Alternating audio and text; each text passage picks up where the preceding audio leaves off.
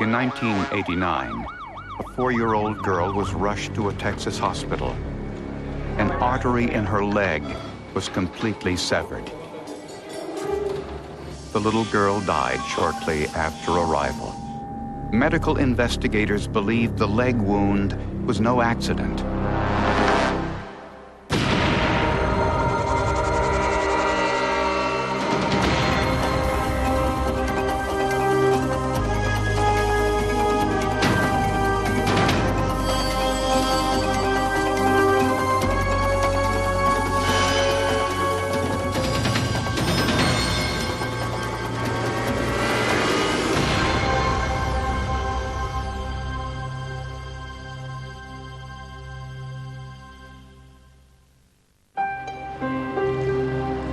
Emory, Texas is a small farming community about 90 miles east of Dallas.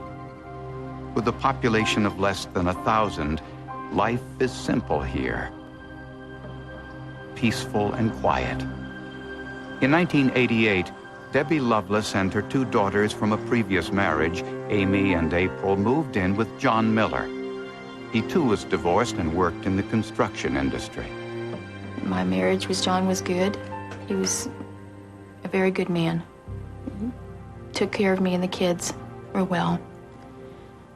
And we had a happy home life.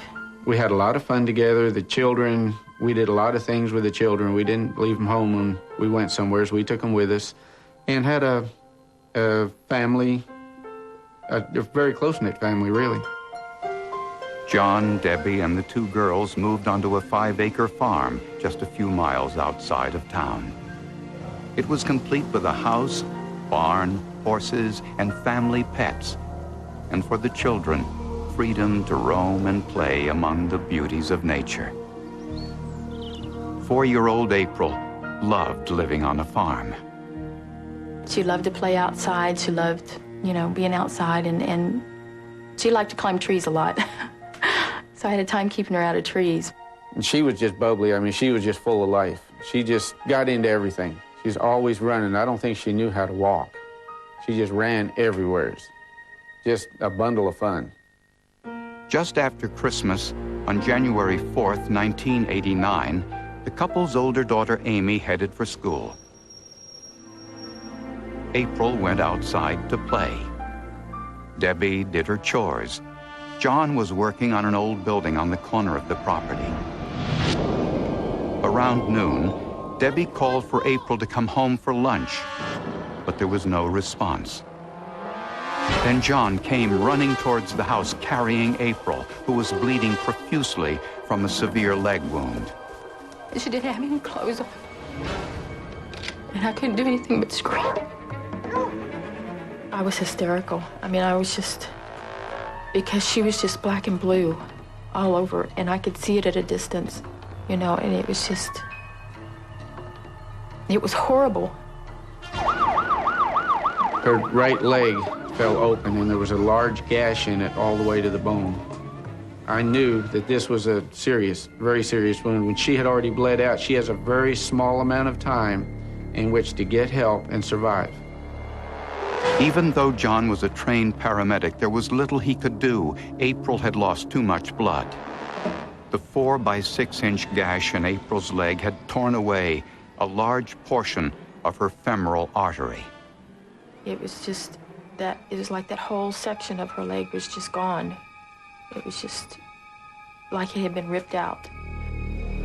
Doctors did everything they could to save April's life, but the damage was just too great.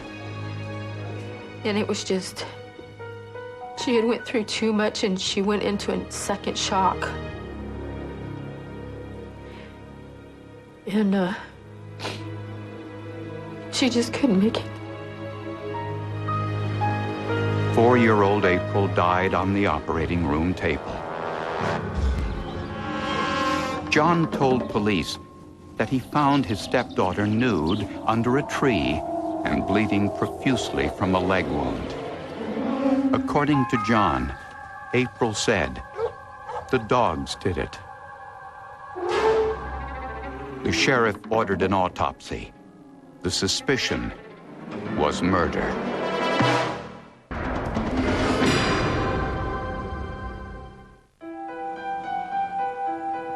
John Miller said his daughter April, before her death, told him that the dog caused her fatal leg wound. The local sheriff's department suspected foul play. Journalist David Hanners covered this story for the Dallas Morning News. They had a dead child on their hands, so they needed to investigate it, and I think their immediate thinking was someone killed her. During the autopsy, the pathologist noticed long vertical marks and puncture wounds all over April's body, which he believed were indicative of some form of abuse.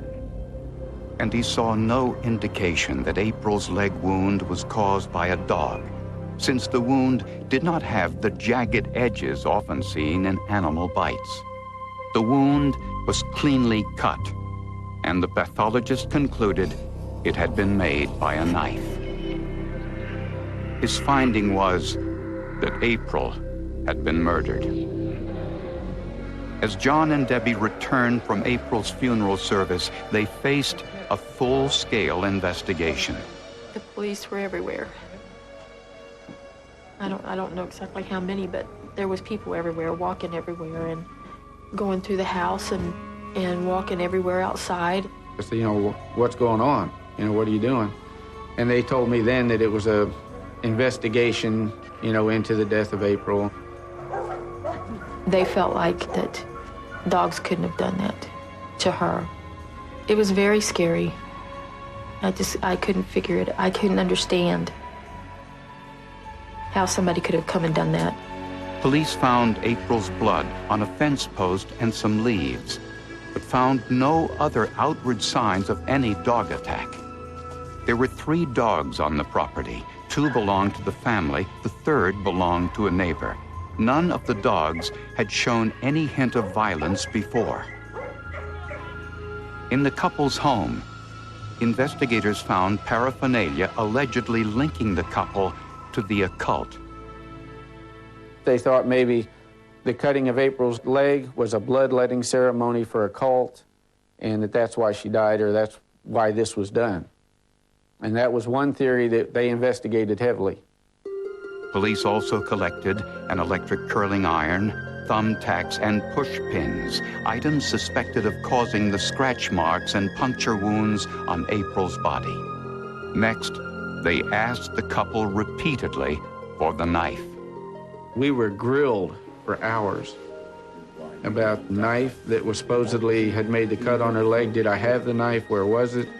John's hunting knife was confiscated, and all of the items were sent to the crime lab for analysis. A presumptive test showed possible signs of blood on the knife. And with that finding, John Miller and Debbie Loveless were charged with murder.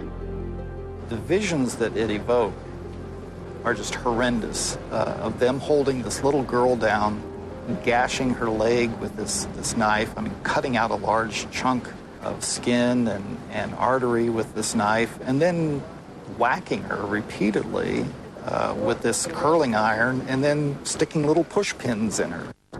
John and Debbie were both given lie detector tests. Debbie passed, but John did not. The state police and local police held the polygraph against us, saying, well, you flunked it, so you must have done it. He had failed it, and I couldn't understand. I'd never seen any kind of violence, any kind of anything out of John. And these police officers were telling me that he did this. I couldn't understand it. It made no sense to me. So then I did question, and tried to figure out why. At the trial, John and Debbie were represented by court-appointed attorneys. One of the lawyers did not want to use the dog attack story as a defense. The other lawyer came in and said, look, we can't pursue the dog attack. He said the DA threatened us that he could just blow us out of the water. There's nothing there to show dog attack, so basically I have nothing to fight with. Prosecutors portrayed John as the enraged stepfather who got angry with April, lost his temper, and abused and murdered her. Debbie was portrayed as a battered wife, too afraid of her husband to do anything about it. Submitted into evidence was the autopsy report that April had been murdered. and the items from the couple's home, which were suspected of causing the wounds. If you're sitting there listening to them lay out this theory of how they think this crime occurred, I mean, it's a horrendous case. It's horrible to think of them, you know, holding this little girl down and doing this stuff to her. John's court-appointed attorney, Paul Chitwood, asked the judge for more time to interview prosecution witnesses, and he also requested funds to hire his own forensic expert. Both requests were denied. A defense chemist testified that the original test on John's hunting knife, which found blood, was presumptive. Further testing on the knife showed it wasn't human blood. And no blood was found on the curling iron, the push pins, or thumbtacks. The possibility of a dog attack was never presented to the jury. In final arguments, one of the defense lawyers admits it was murder, admits that April was murdered by someone, says, you know, she was murdered. I don't know who did it, but the state hasn't proved my client is the one who did it. The jury found both John and Debbie guilty of murder and sentenced them to life in prison. The first time that steel door clanged behind me, there is no sound that you've ever heard that sounds like that. It has a distinct sound that will just make your hair stand on end. You know that's not going to open again. I couldn't close my eyes and see anything except for the way she was when we found her and the way she looked when she died. I didn't sleep for a long time. I thought I was going to be there for the rest of my life.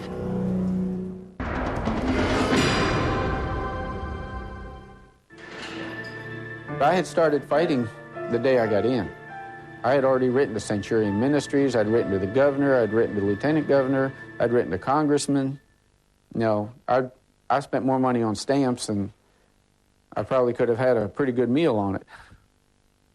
When you're put in that position and you're convicted of something that you didn't do, I just lost all hope of anything good ever coming from it, you know, for it ever to be turned around. I knew I was innocent. I knew Debbie was innocent. And I was not going to stop fighting until I got somebody to prove we were innocent.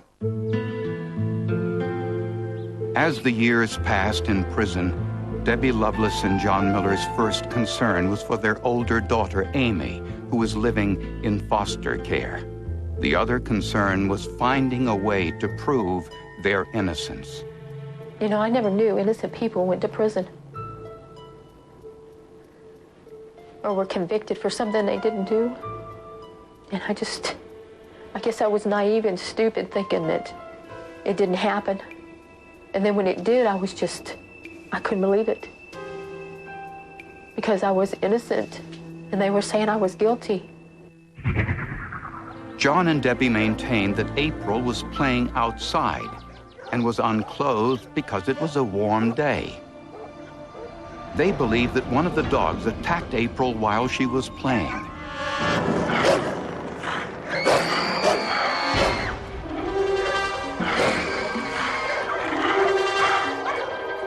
At lunchtime, when they were looking for April, they saw the dogs were agitated. When John followed them into the woods, he found April bleeding profusely from a leg wound.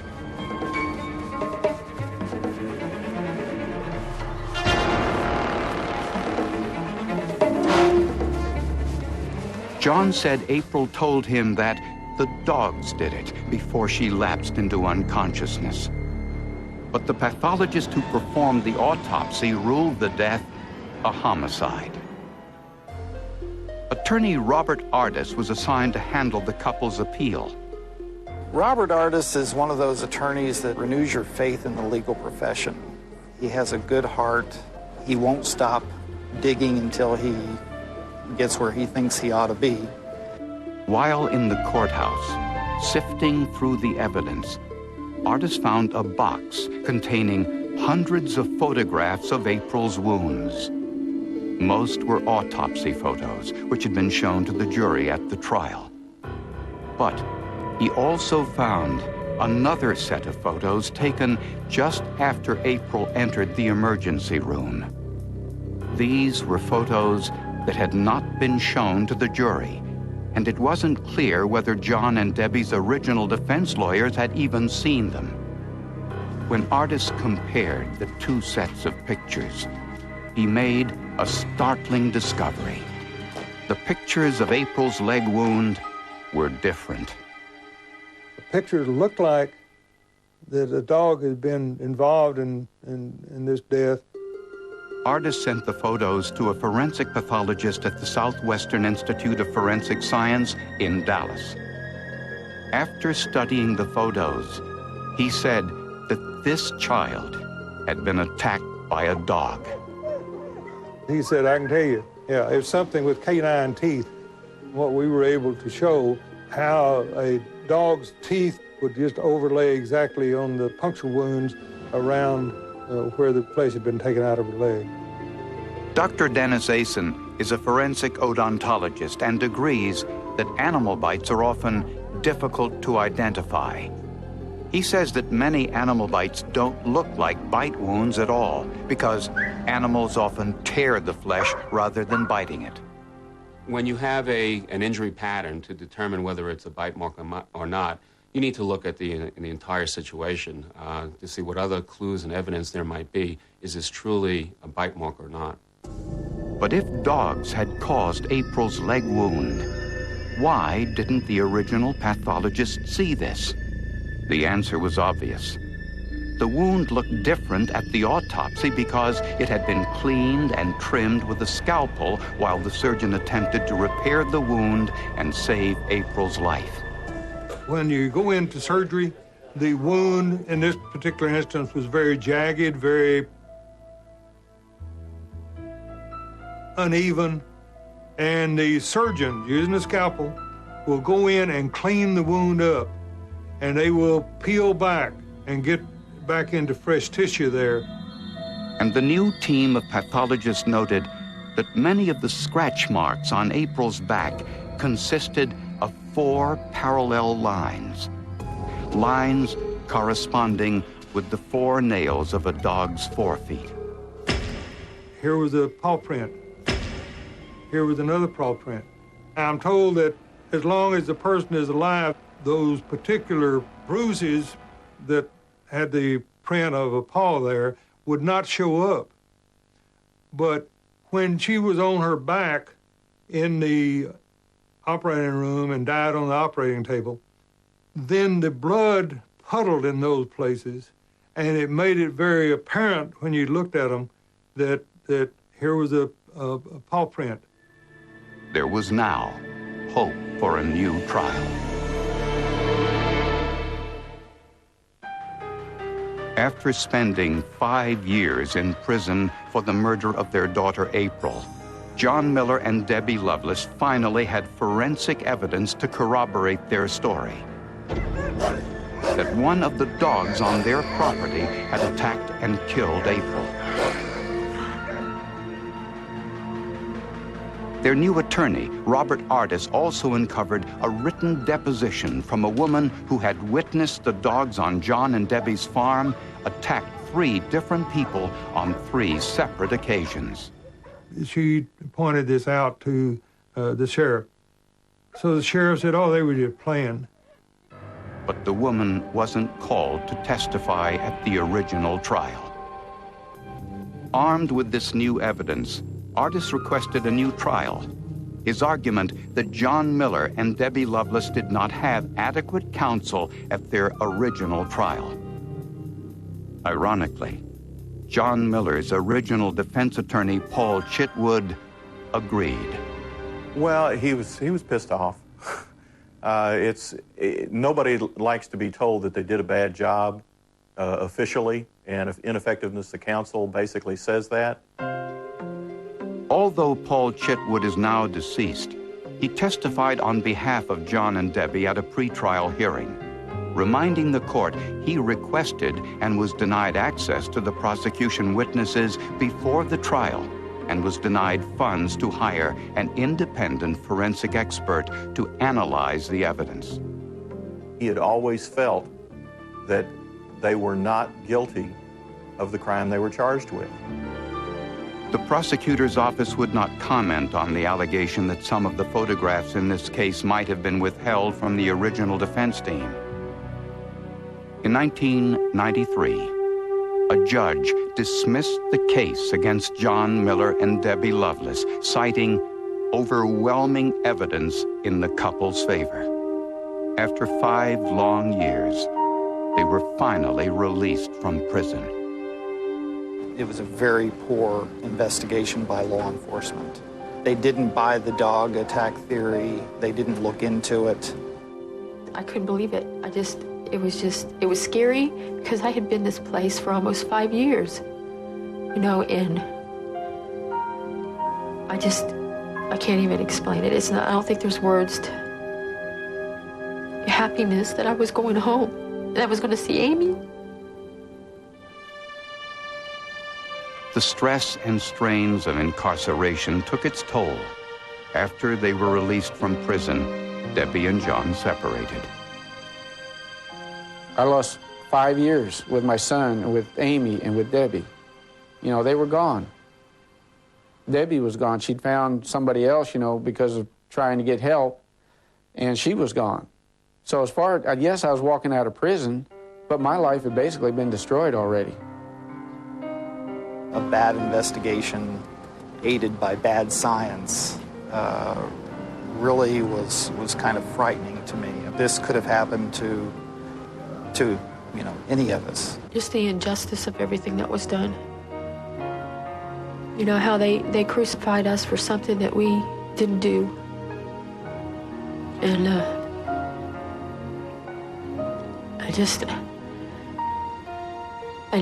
I don't understand why they did it.